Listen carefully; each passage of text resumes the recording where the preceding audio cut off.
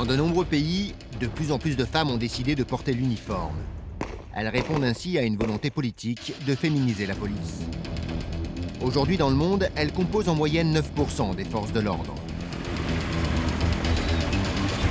À Hyderabad, en Inde, les agressions et les violences domestiques atteignent des taux effarants. Des policières comme Lakshmi Madhavi ont décidé de rejoindre les rangs de la police pour apporter leur expertise féminine et réduire ainsi le taux de criminalité.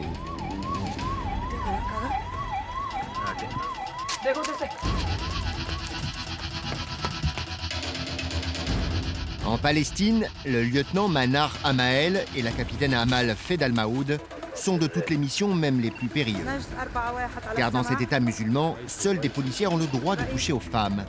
Et comme des Palestiniennes sont susceptibles d'être fouillées et interpellées, des agents féminins doivent toujours être sur le terrain.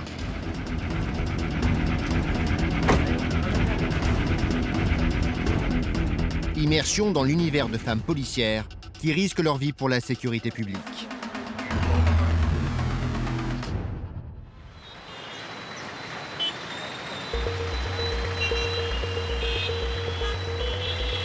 Hyderabad, une ville bourdonnante de vie et d'activité.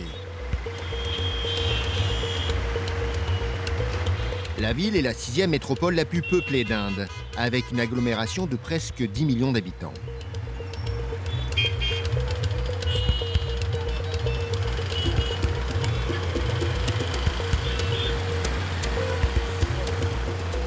Hyderabad, avec sa nouvelle ville, ses compagnies florissantes et la municipalité indienne, dont la croissance est la plus rapide du pays.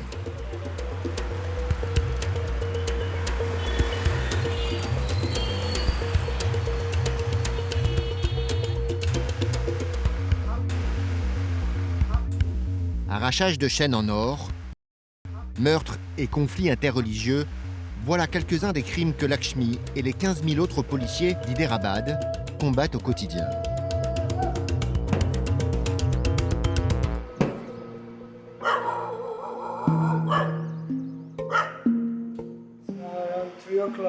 Il est environ 3 heures. Je viens de me lever pour travailler. Je dors à la station de police parce que j'habite loin. C'est très important que j'arrive ici à l'heure. Appelée pour une opération d'envergure, elle doit se rendre au quartier général de la zone sud, un quartier de la vieille ville auquel elle est rattachée. Cette nuit, Lakshmi et 200 de ses collègues vont boucler un quartier au grand complet. Ils doivent mener plusieurs opérations simultanément. Ce sont les forces armées. Ils portent des gilets pare-balles. Ici, nous avons les constables civils, la garde nationale et la garde armée. Nous nous occupons de toute la zone sud. Lakshmi et ses collègues féminines représentent seulement 3% des forces de police de la ville. Dans cette opération d'envergure, elles vont s'avérer pourtant indispensables. C'est une opération à laquelle collaborent hommes et femmes. Si on fait une perquisition et que les femmes posent problème, on peut s'occuper d'elles. Première mission, arrêter 2 meurtriers en cavale. Les services de renseignement ont indiqué qu'ils seraient chez des proches. Il y a un risque qu'ils s'enfuient. C'est pour ça qu'on arrive en une fraction de seconde. On doit intercepter ces individus.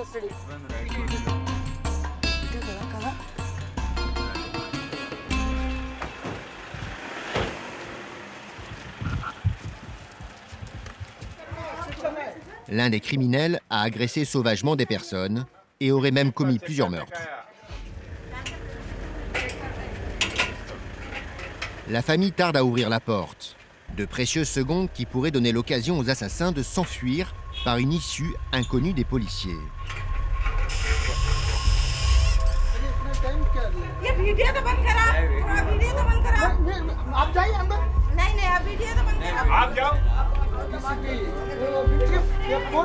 Seules des policières entrent dans la maison, car des femmes sont présentes, la mère et l'épouse enceinte d'un des meurtriers.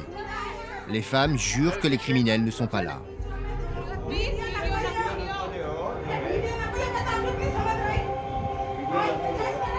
Les policières fouillent la maison de fond en comble, pendant que des collègues font la même chose dans les maisons voisines. Les voisins pourraient avoir des informations sur les deux meurtriers en cavale. Ils sont méthodiquement interrogés.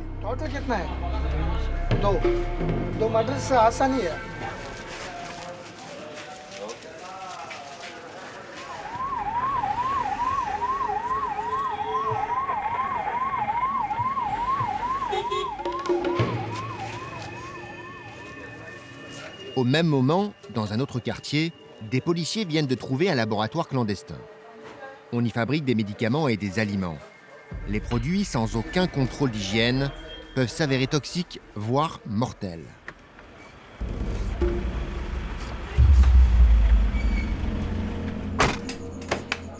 C'est l'officier de la police scientifique chargé des indices. Il doit coordonner ce qui se passe ici, c'est-à-dire la production illégale de produits comestibles.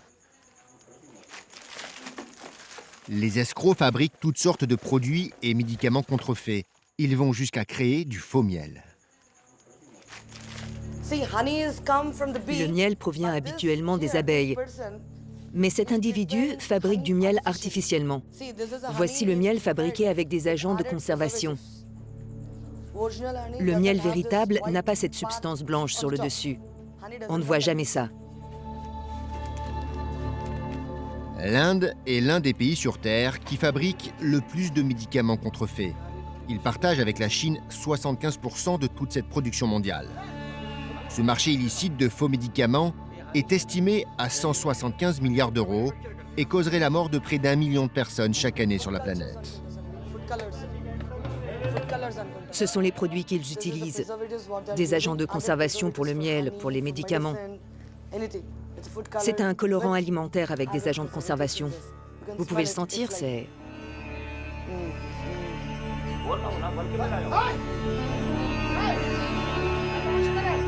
Les policiers ont arrêté le responsable de ce laboratoire illégal.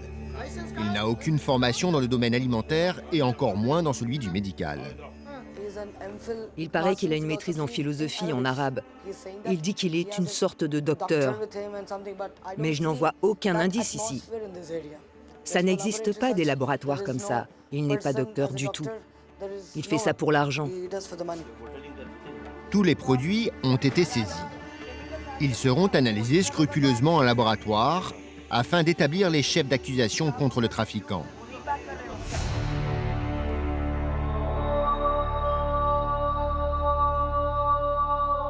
Ramallah est la capitale administrative de l'autorité palestinienne. Elle est fondée sur les collines arides et rocailleuses de la Cisjordanie.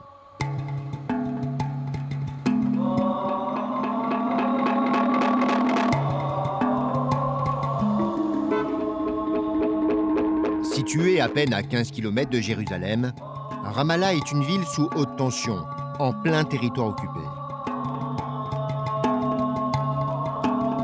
8500 policiers palestiniens sont affectés à la sécurité de leur État. Ils exercent leur métier dans un contexte politique, géographique et social complexe. Ils doivent être particulièrement exemplaires.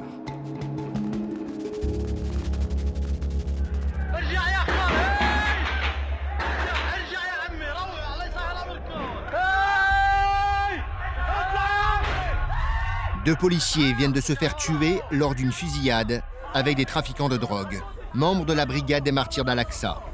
Ici, les violences entre factions palestiniennes sont fréquentes et sèment rapidement le chaos.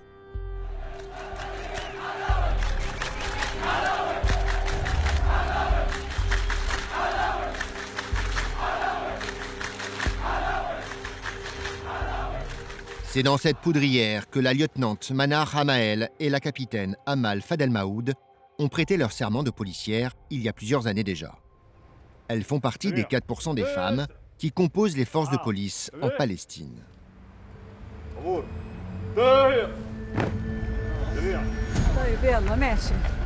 Malgré les dangers, Manar a toujours souhaité appréhender des criminels.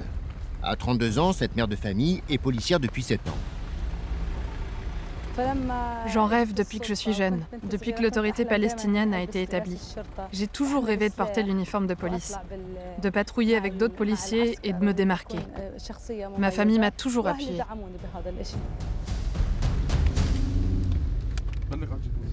L'escouade des narcotiques est sur le qui-vive. Des revendeurs de drogue sont en ce moment dans une maison désaffectée remplie de toxicomanes. Pas question de les laisser filer. Les délits associés à la drogue sont en tête des listes des crimes en Palestine.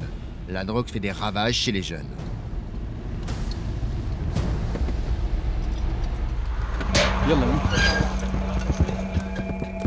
Il ne faut pas perdre une seconde.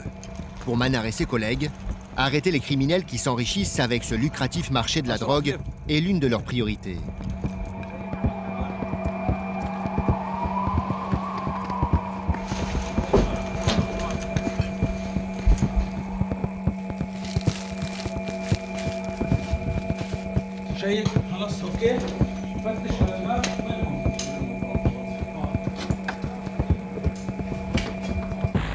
À l'arrivée des policiers, tout le monde a fui, mais les traces de leur passage sont bien visibles.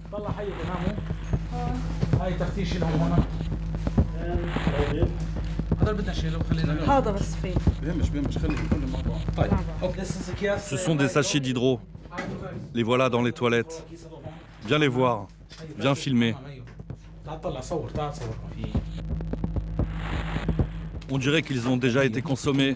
Oui, ils ont été consommés. Il n'y a plus rien à l'intérieur. L'hydro, ou Mr Nice Guy, son autre nom. Cette drogue est en fait de la marijuana synthétique, souvent imbibée de morora ou d'anti-moustiques.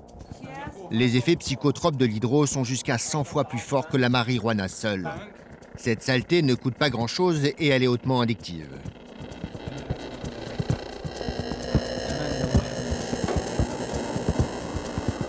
Il y aurait près de 1 Palestinien sur 40 drogué dans les territoires occupés, un chiffre qui ne fait qu'augmenter.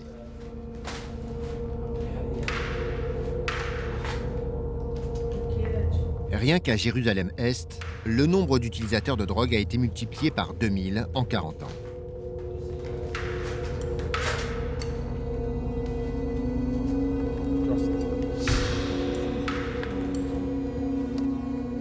Les policiers quittent les lieux avec la conviction intime que leur combat contre le trafic de drogue doit se renforcer plus que jamais.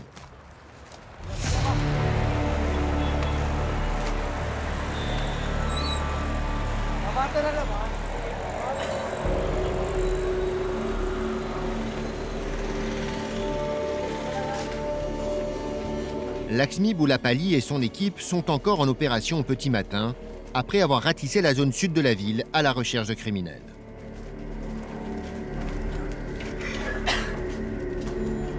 Lors de leur vaste battue, les policiers ont aussi découvert par hasard un abattoir illégal.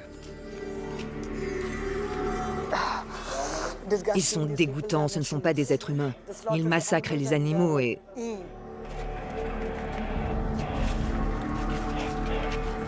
Laxmi peine à retenir ses hauts le cœur.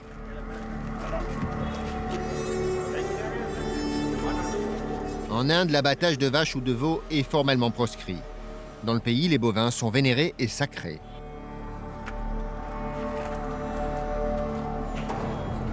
L'abattage de vaches est interdit.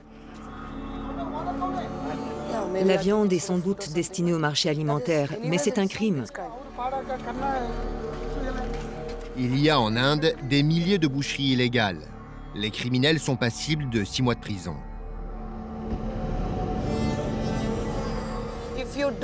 Ces abattoirs permettent de faire plus d'argent. C'est pour ça qu'ils le font. En quittant ce lieu de saccage, Laxmi ose avouer qu'elle est écœurée par ce qu'elle vient de vivre. Nous sommes des officiers de police, mais nous sommes avant tout des femmes. Je suis une femme indienne et j'ai des sentiments.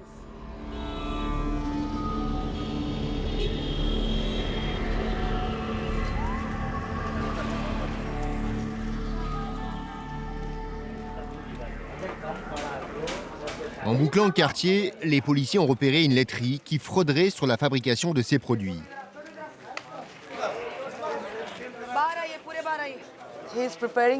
Il fabrique du lait artificiel. Du lait naturel est mélangé au lait artificiel, puis transformé en yogourt.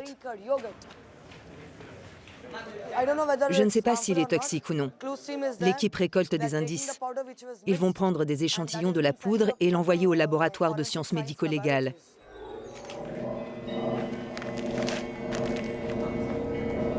La laiterie est saisie. Les produits seront analysés en laboratoire et les propriétaires arrêtés. Lakshmi continue sa patrouille. Nous avons fait la même chose que ce matin dans plusieurs résidences du quartier. Les officiers ont fait des recherches et ils ont ramené une vingtaine d'individus. Plusieurs d'entre eux sont des meurtriers.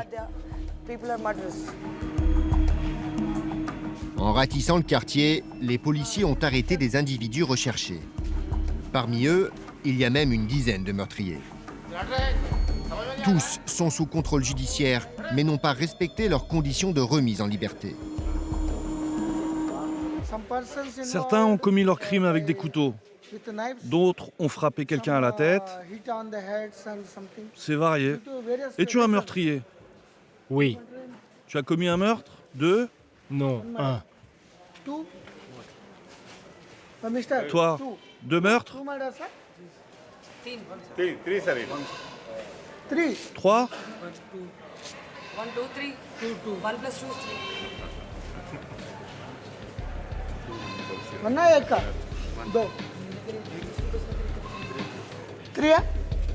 Trois meurtres. Nous faisons ce type d'opération une fois ou 2 fois par mois. Ça permet de faire le ménage dans le quartier. Les forces de l'ordre terminent leur opération d'envergure, convaincus plus que jamais de son importance.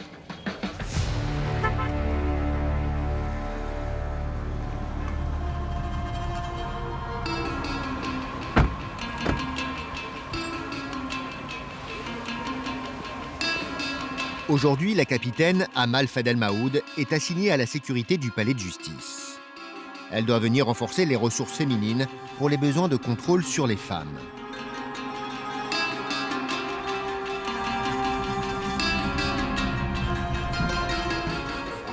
Nous sommes présentement au palais de justice. On y trouve d'autres tribunaux, dont la cour criminelle, les petites créances et la cour d'appel. On y traite toutes sortes de cas, civils ou criminels, comme des meurtres ou n'importe quel autre acte criminel. Amal s'assure qu'aucune femme ne transporte sur elle ou dans un sac armes, caméras ou drogue.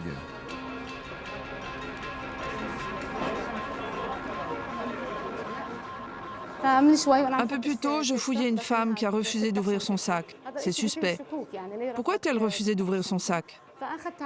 Alors je l'ai isolée, j'ai ouvert son sac et j'ai trouvé une caméra. Les caméras sont interdites ici.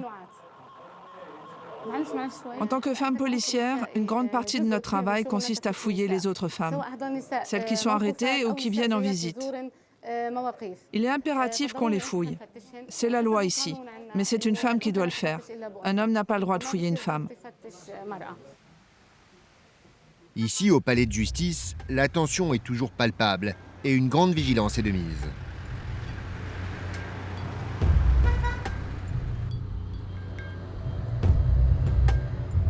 En 2014, plus de 8000 agressions criminelles ont été enregistrées et près de 6000 délits contre la moralité, tels que ou le harcèlement sexuel. Ici, les principes islamiques de la charia sont la source principale du droit. En Palestine, la peine de mort s'applique pour les vendeurs de drogue, les meurtriers et les collaborateurs avec Israël. C'est un cas de vol. Le procureur m'a contacté pour voir le dossier.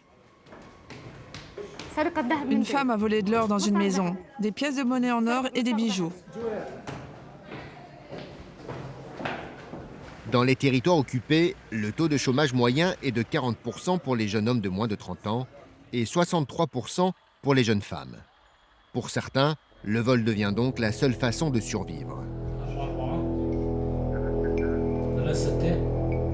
De retour au poste de police, la lieutenant Manar Amael est mandatée pour enquêter sur un dossier.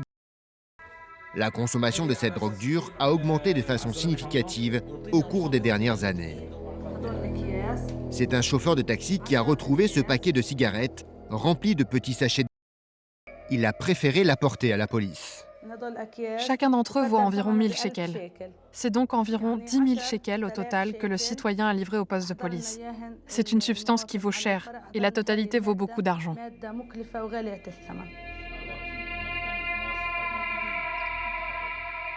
Manar et ses collègues sont déterminés à mettre un frein au trafic de drogue en Cisjordanie. Il brise trop de vies et enrichit des trafiquants de drogue, également impliqués dans le trafic d'armes, l'extorsion, la fraude et le blanchiment d'argent.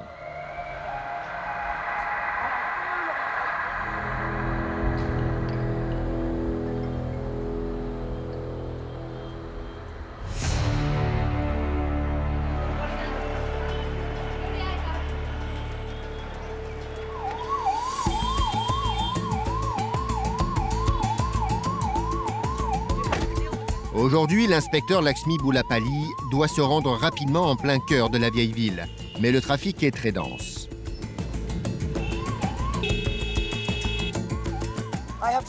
Nous devons aussi faire face au trafic parce que la voie est très étroite. Ici, c'est ce qu'on appelle la fameuse Madina, un lieu saint pour les musulmans.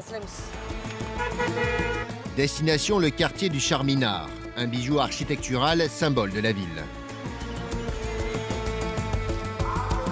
Ici, un temple hindou et une gigantesque mosquée d'une capacité de 10 000 fidèles sont l'un à côté de l'autre.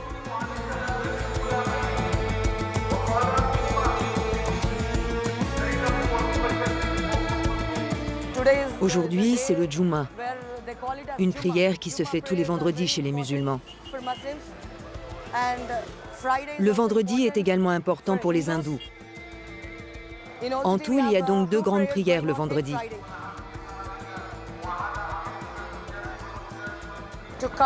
Nous avons beaucoup de caméras et de gardes. Vous pouvez voir les policiers sur le toit. Là-haut, cet agent peut voir tout ce qui se passe autour de lui. S'il remarque quelque chose, il prévient l'équipe qui se met en alerte. Nous faisons ça en prévention.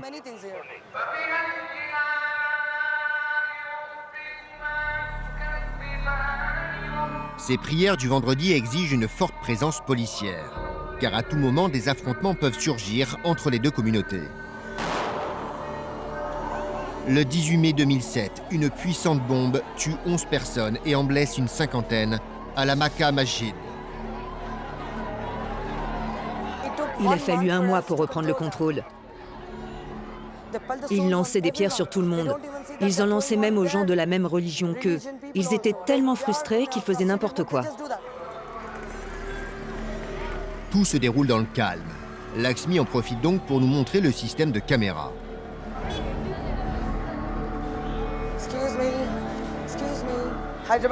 La police d'Hyderabad a pour mission d'assurer la sécurité des gens et des biens. Alors, si un crime survient, le système de caméra joue un rôle majeur dans nos enquêtes. Pour l'instant, 8000 caméras sont installées. Les autorités en ajouteront plus de 100 000 au cours des prochaines années. C'est ici, au quartier général de la police d'Hyderabad, que les images sont envoyées en temps réel. Une équipe de la reconnaissance faciale travaille 24 heures sur 24 pour analyser les informations qui mèneront rapidement à des opérations sur le terrain. C'est une vidéo en direct. Cet individu a été capturé pendant l'enregistrement de la vidéo. Il était déjà dans notre base de données, alors sa présence a déclenché une alarme. On a immédiatement informé la police locale du fait qu'un criminel répertorié avait été identifié par notre système et qu'il ferait bien de se rendre sur place. Plus de 2 millions de prévenus se trouvent déjà fichés dans la banque de données. C'est à ça que ressemble notre base de données. Ce sont des suspects, des criminels, des terroristes potentiels, des voleurs.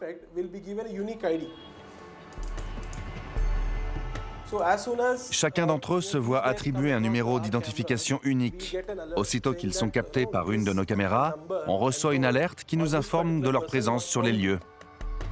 Terroristes, évadés de prison. Nombreux sont les criminels arrêtés grâce à ce système de caméra, comme ce meurtrier en moto qui a tué un adolescent après s'être fait refuser une rançon.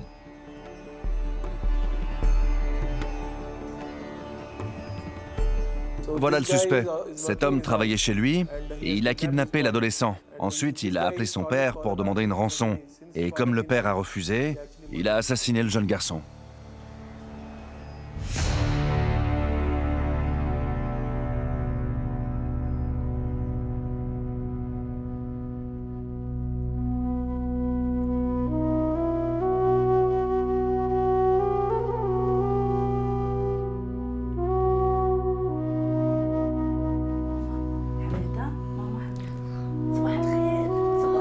La lieutenant Manar Amael peut compter sur un mari qui accepte et surtout comprend le travail qu'elle a choisi.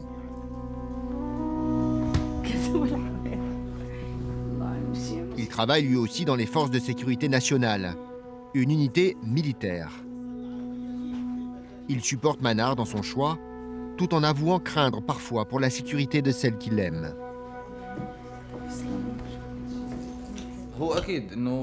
Les gens trouvent ça étrange qu'une femme soit policière ou au service de la police. Parce qu'avant tout, le travail de policier, c'est un métier d'homme. C'est un travail risqué et dangereux.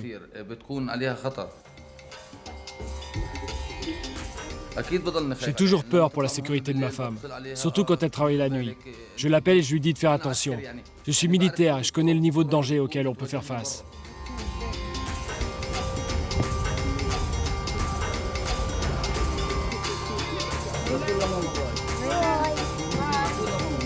Tous les jours, quand elle quitte son mari et ses enfants, la lieutenant Manar Amael a toujours une pensée pour sa sécurité.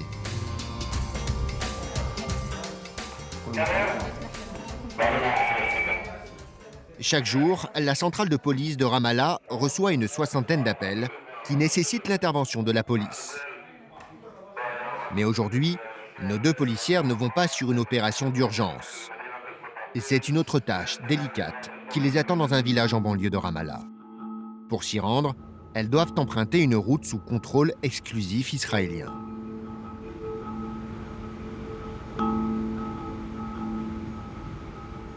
Elles doivent donc enlever leur insigne et béret, car sur ces routes, elles n'ont aucune légitimité policière.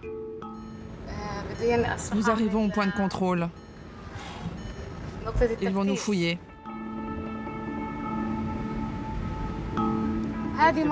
Vous savez, c'est une région militarisée. Il n'est pas possible d'y accéder en tenue. Ni policière, ni en fonction officielle. En passant le point de contrôle, il faut aussi éteindre les caméras. Les territoires occupés sont divisés en 3 zones. La zone A, en rouge, est entièrement sous le contrôle palestinien. La zone B, en vert, est sous contrôle policier et militaire conjoint israélo-palestinien. Enfin, la zone C, en bleu, est entièrement sous le contrôle israélien.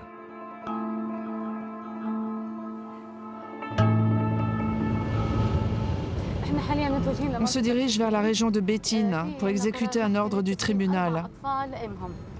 Nous remettrons 4 enfants mineurs à leur mère.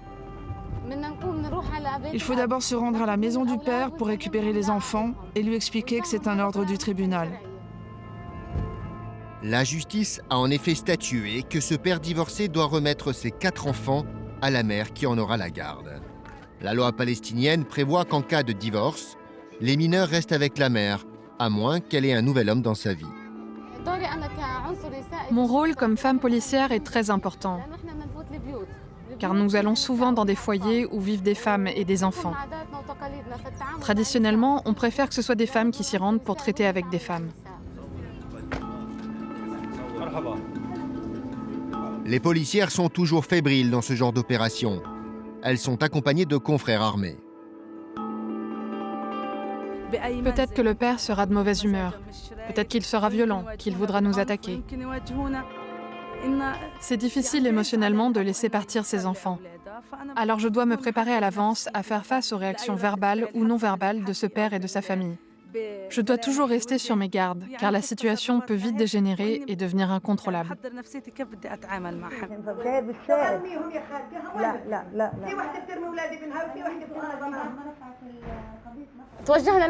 Nous sommes allés chez le père. Sa mère était présente. Nous avons discuté avec lui pour lui expliquer que selon l'ordre du tribunal, les enfants mineurs devaient être rendus à leur mère. C'est la loi. Alors nous avons emmené 2 des enfants et il est resté avec les 2 autres. Il a promis de les ramener demain.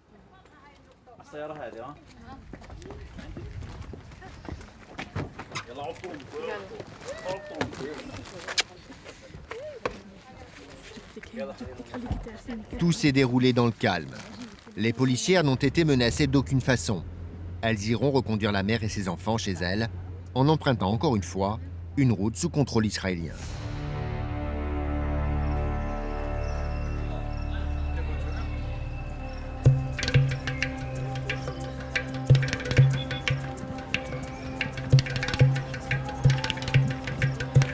Ce soir, plusieurs opérations sont en cours. Laxmi va rejoindre 80 de ses collègues, divisés en 5 équipes. Ils ont déjà commencé la première mission de la nuit. Arrêter les nombreux mineurs qui causent trop d'accidents en moto. Près de 200 ont déjà été arrêtés.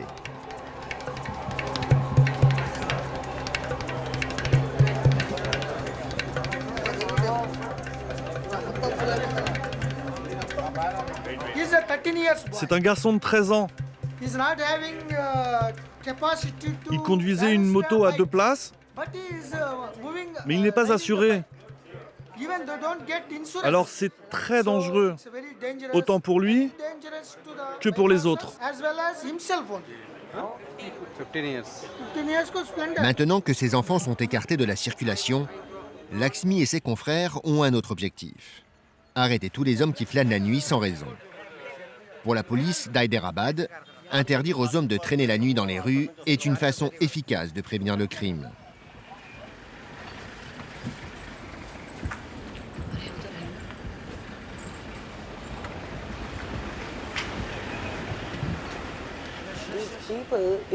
Si nous les laissions errer la nuit, ils pourraient faire n'importe quoi. Si une femme passait par ici, elle pourrait être harcelée, maltraitée, assassinée. Elle pourrait aussi se faire violer. De plus, nous voulons intercepter ces hommes qui errent la nuit et qui n'ont pas de travail. Nous voulons leur dire de ne pas faire ce genre de choses.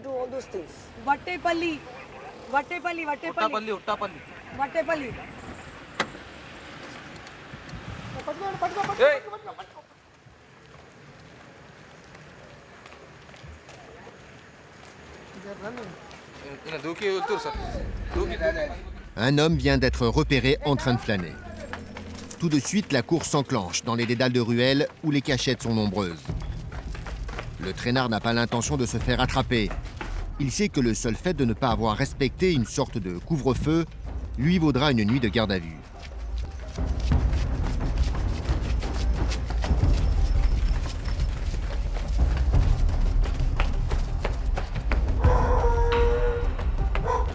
Laxmi et son équipe finissent par rattraper le fuyard.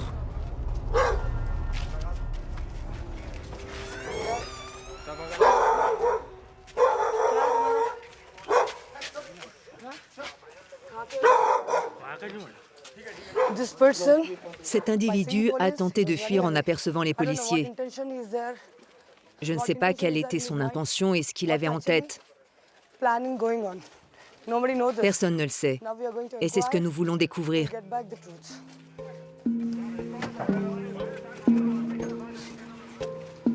Ce n'est pas un couvre-feu, mais il vaut mieux prévenir que guérir.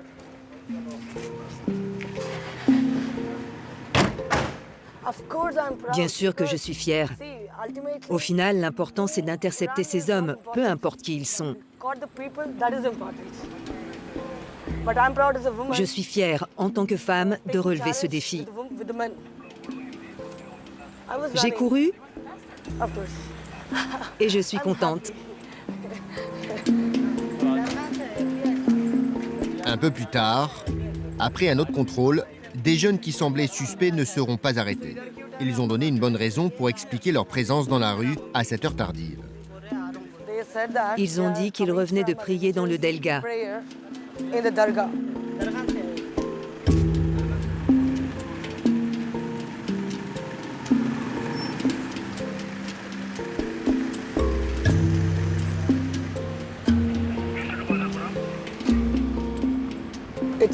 Il est 2h20 du matin.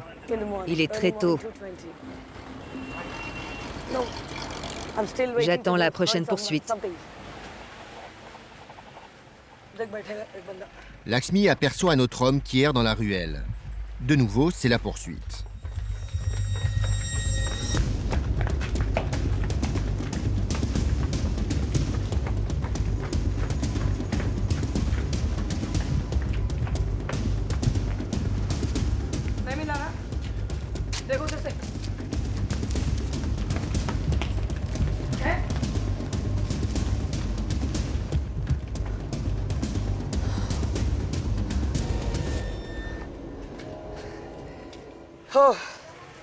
On l'a perdu.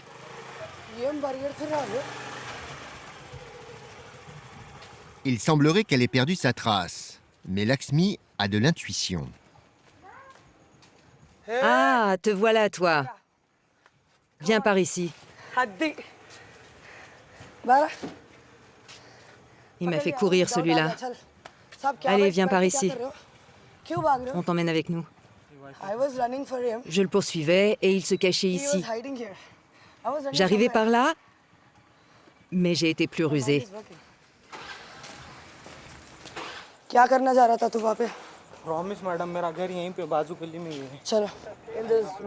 Il y a beaucoup d'hommes policiers. Je suis la seule femme ici, et j'en suis fière. Bientôt, Lakshmi sera davantage entourée de policières. Les autorités ont pour objectif d'atteindre 30% de femmes dans les effectifs des forces de l'ordre. Il n'y a pas de harcèlement sexuel ou toute autre forme de harcèlement.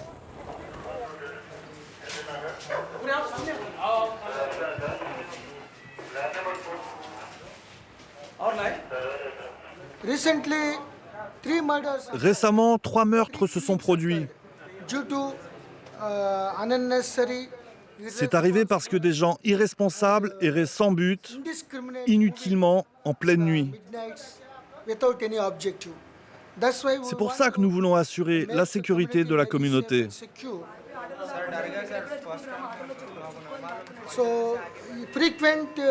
Des opérations de prévention comme celle-ci permettent de réduire le taux de criminalité.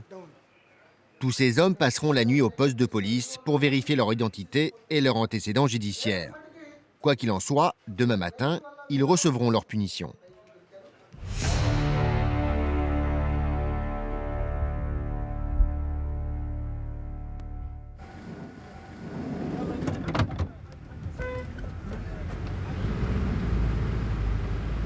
Amal et ses collègues partent en mission.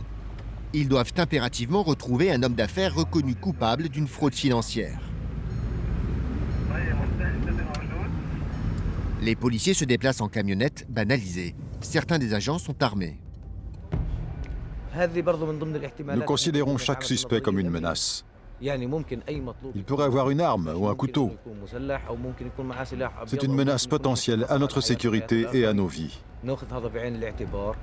C'est pour ça que nous devons prendre nos précautions. On s'équipe en conséquence. Donc, nous avons des pistolets, des menottes et des matraques pour ce type d'intervention. Amal et ses collègues se rendent à une adresse où, selon leurs renseignements, le fraudeur s'y trouverait. L'immeuble est dans le noir. Ordre de justice en main, Amal et ses confrères doivent faire preuve de patience. En opération, le nombre de policiers envoyés sur le terrain dépend du suspect. Nos informations nous permettent de savoir s'il est dangereux ou non. En arrivant sur les lieux, toute l'unité se déploie. Des policiers se postent à toutes les issues possibles afin de circonscrire l'endroit et d'éviter que le suspect ne prenne la fuite.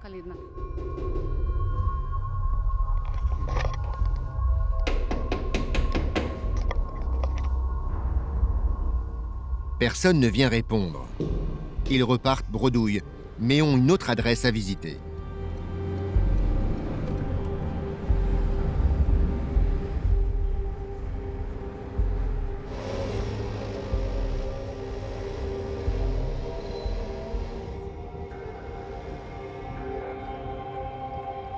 Pendant ce temps, sa collègue, la lieutenant Amael, part en mission avec les forces spéciales de sécurité, un groupe d'élite mandaté sur toutes les missions périlleuses.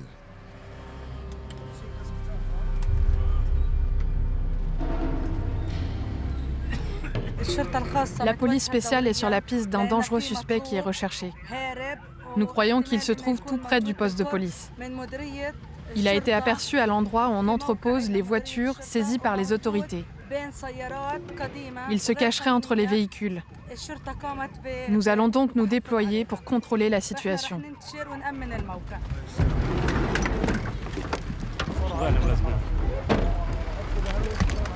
Le suspect est recherché pour un crime violent. Il est considéré comme dangereux. Il se serait caché dans un stationnement de voitures saisies. Le trafic de voitures entre Israël et la Palestine est l'un des crimes les plus souvent commis ici, dans les territoires occupés.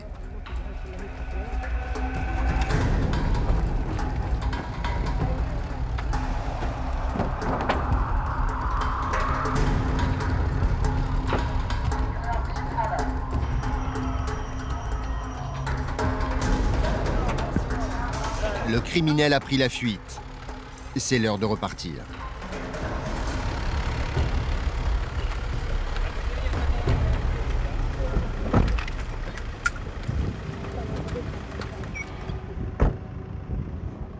Retour avec Amal et son équipe. Ils se rendent maintenant à la résidence de l'homme d'affaires recherché. Pas de traces du fraudeur. Sa femme et ses enfants sont présents. Nous sommes entrés et nous avons cherché l'individu. Nous avons fouillé la maison au complet. Il n'aurait pas pu s'échapper.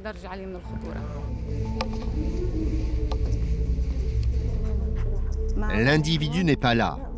Mais Amal a laissé des consignes très claires.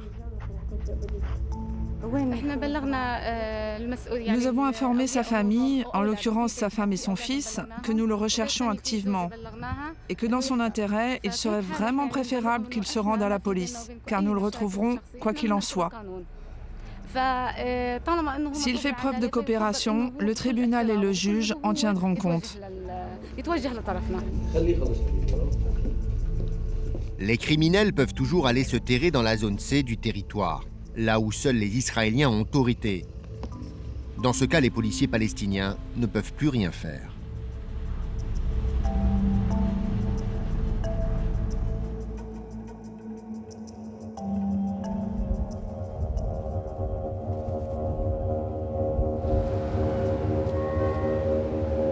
À cette heure de la journée, les citoyens de Ramallah rentrent à la maison. La circulation est dense. La lieutenant Amael et ses collègues vont en profiter pour faire un barrage afin de vérifier l'identité des occupants des voitures. Le but, arrêter les nombreux Palestiniens recherchés qui échappent à la police. Nous faisons des vérifications pour nous assurer que le permis de conduire, les immatriculations et les papiers d'identité sont réglementaires. Nous assurons la fluidité de la circulation. C'est l'heure du Maghreb, le coucher du soleil, et il y a beaucoup d'embouteillages. Il arrive fréquemment que des voitures transportent des individus recherchés à ce moment de la journée. Ils espèrent toujours qu'il n'y aura pas de point de contrôle le soir, mais nous sommes là. Nous n'inspectons pas toutes les voitures, mais nous interceptons souvent des individus recherchés. Après 2 heures d'opération, les policiers rentrent au poste. Tous étaient en règle. Les forces de l'ordre savent toutefois que leur opération n'est pas perdue. Elles maintiennent une pression et une visibilité qui dissuade.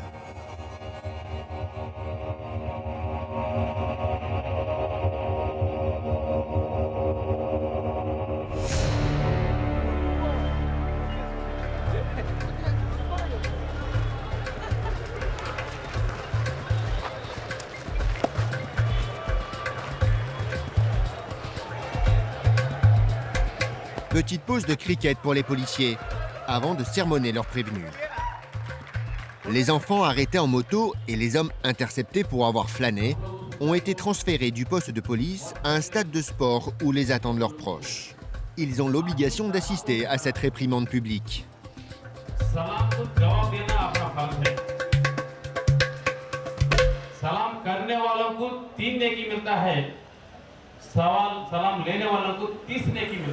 En Inde, l'honneur est une valeur fondamentale.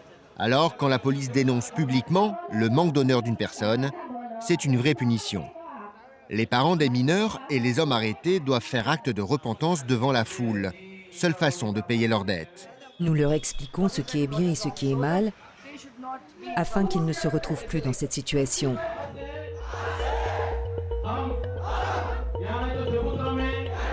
La séance se termine avec une promesse récitée par tous à haute voix, celle de ne plus recommencer.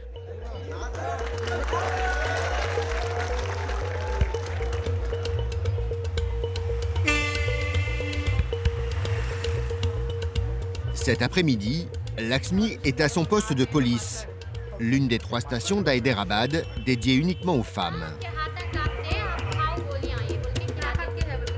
Lakshmi dirige une équipe de 17 personnes qui prend les plaintes et enquête sur les crimes envers les femmes.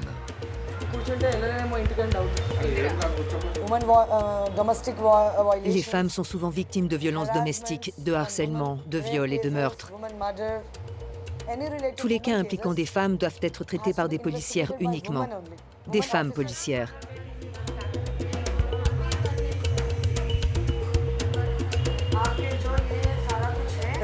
Cette jeune fille est une victime.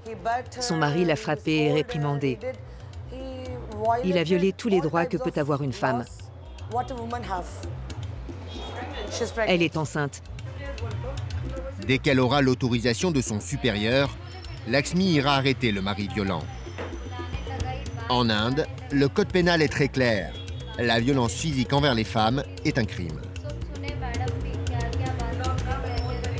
Nous devons arrêter les coupables de violences physiques. Ils ne devraient même pas lever la main ou réprimander une femme. Aujourd'hui, pour faire reculer les violences faites aux femmes, l'Inde a pris des mesures très strictes. Le pays a mis en place des postes de police exclusivement dédiés à l'accueil des victimes femmes et a augmenté sa politique d'embauche du personnel féminin au sein de la police. Lakshmi, en tout cas, a bien l'intention de prendre du grade et de faire tout son possible pour aider son pays dans cette lutte. J'aimerais être patronne, certainement. Vous me voyez et vous pouvez imaginer à quel point les femmes d'Hyderabad et de l'Inde peuvent occuper plusieurs rôles. Nous pouvons travailler et nous occuper de nos familles. Nous pouvons tout faire. Ne croyez pas que l'Inde n'est pas un pays sûr. C'est très sûr ici, alors s'il vous plaît, venez.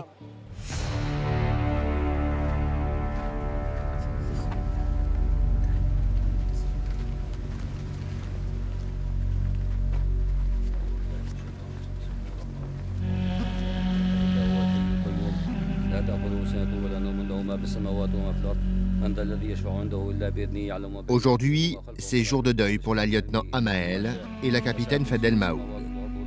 Elles vont présenter leurs condoléances à la famille d'un de leurs collègues tué quelques jours plus tôt lors d'une fusillade à Naplouse.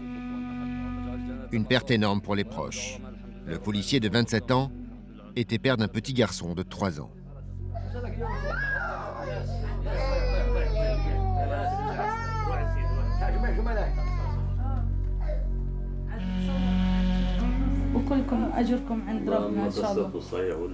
Nous vous apprécions tous, hommes ou femmes.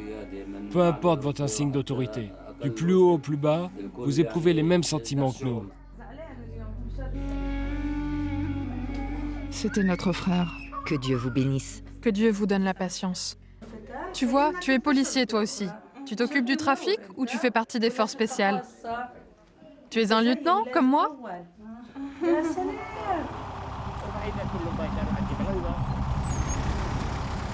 Malgré les dangers de mort bien réels associés à leur travail, les 2 policières ont la ferme intention de continuer à œuvrer dans les forces de l'ordre et à s'y investir encore davantage.